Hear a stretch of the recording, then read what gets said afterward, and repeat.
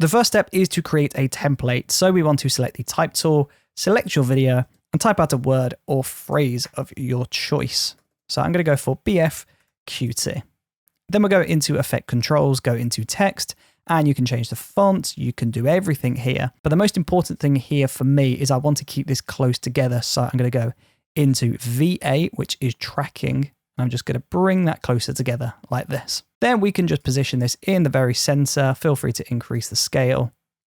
And we're going to change the fill color to a different color. So let's go for red in this example. Then we'll just zoom into the timeline. We'll make a copy of this text layer, drag that onto video 2 and lock video 1. Now on this new copied layer, we're just going to delete everything except for the first character. We're going to change the color back to white, press OK. And we're just going to move this into position. Now we're just going to zoom in. So select fit, zoom into a higher number, select the motion tab, and you will see this. This is our anchor point. We want to move this to the very center of the character. Now, if you go back to the very beginning, pull the scale down to 0%, then create a brand new keyframe on the scale. We'll move 5 or 6 frames to the right, pull that up to above 100. Then we'll move another 5 or 6 to the right and pull that back to 100. So we end up with this. But I'm just going to change those keyframes a bit. So I'm going to pull this middle keyframe to the left and I'm going to change this right keyframe to an ease in. So I right clicked and change that to ease in. So we end up with this. Then from there, I'm just going to go into effects and search for 4 color gradients. If you just type 4, it will pop up at the bottom. Drop that on.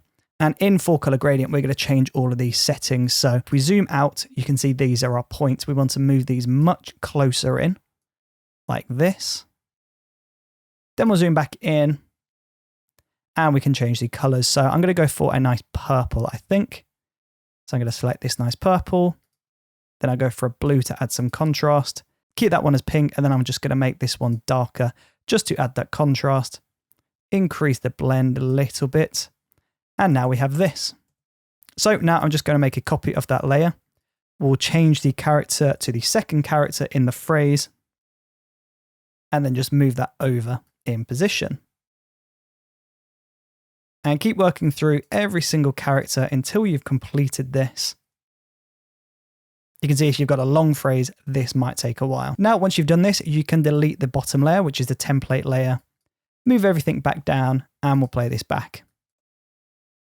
All animates in at the same time. So let's just offset all of those layers.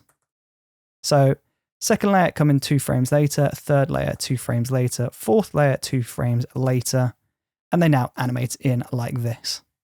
Of course, you can randomize the order. So you could have Q coming in first and then the F and then the B, then the T. So it comes in like this, or you could have it flowing completely your call. But that is how you create this text animation inside of Adobe Premiere Pro.